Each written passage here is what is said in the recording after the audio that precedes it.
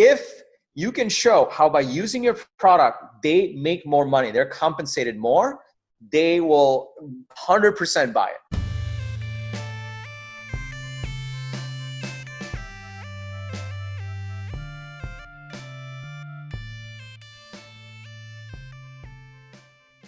Thing is, you really want to figure out if it's an important and urgent problem. A lot of people solve problems and people are like, yeah, it's a problem. If someone did this, it would be really cool, but it's not important nor urgent. And unless it's an important and urgent problem, it's never going to be a software business. Yeah, and that's more so the issue now than ever before, right? If you're selling painkillers, you're doing well. If you're selling vitamins or vitamin waters, it's a little bit more tricky, right? Do you think Yeah.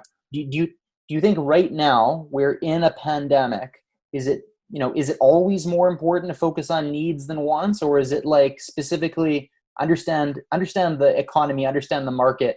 It's more important now than ever. I would argue that it's always been important. Yeah.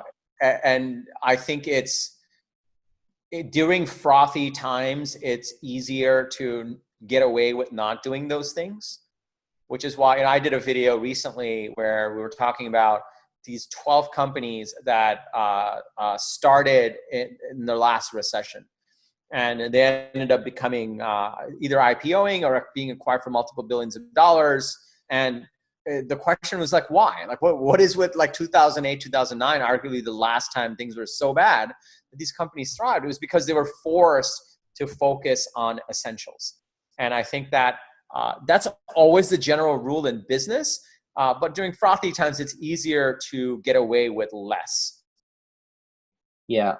That makes total sense. And you talk about how startups really need to have different playbooks depending on when this is in 2020, right? So if you're, right now it's your marketing message, what you're doing today is fundamentally different than what you were just doing a few months ago. So I guess it's about being really, really agile too, which that really struck me, because any product could look like it's a painkiller if you position it the right way, right? You need to, I guess, communicate it in your product, in your marketing message. Why is this a painkiller and not a vitamin, right? Yeah. Do you think it's messaging, or do you think it's inherent to the product, or is it both?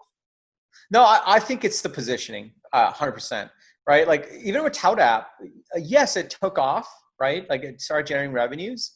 But then I actually ignored it for 6 months because I was just like, how big can this possibly get? Like it's email templates and tracking. Like this is not, you can't even build a business around this, right? And then 6 months later, I was talking to my prior co-founder. I did Tout App as a solo founder, but the prior company before that, the one we sold in college, one of my co-founders, Pete Curley, I was chatting with him. And he was like, look, dude, on one hand, you're trying to replace email and no one cares. On the other hand, you made email work a little bit better with Tout App and people love it. And there's got to be a group of people that would love it like a lot. And so the first year of Tout App, we were kind of like, it's anyone that uses email that hates copying and pasting. That was our messaging. And we did okay. Then year 2, we said, oh, the customers that paid the most, complained the least, and were the most fun to work with were salespeople. And for salespeople, it was directly tied to their compensation plan that the more leads they generated, the more deals they closed, and the more money they made. And we took the exact same product and positioned it away from templates, tracking analytics, to salespeople generating pipeline. And it took some time to do that. There were some fits and starts to really figure that out. And boom, it went crazy. So a lot of times it's really not the technology, it's the sales and marketing and positioning and the narrative that founders need to work on. Do you have any advice to help founders figure out what that is sooner? If you're trying, the faster you can figure out the positioning, but also the ideal customer persona. I guess ideally that's what happened. You figured out your ideal customer persona was selling it to salespeople.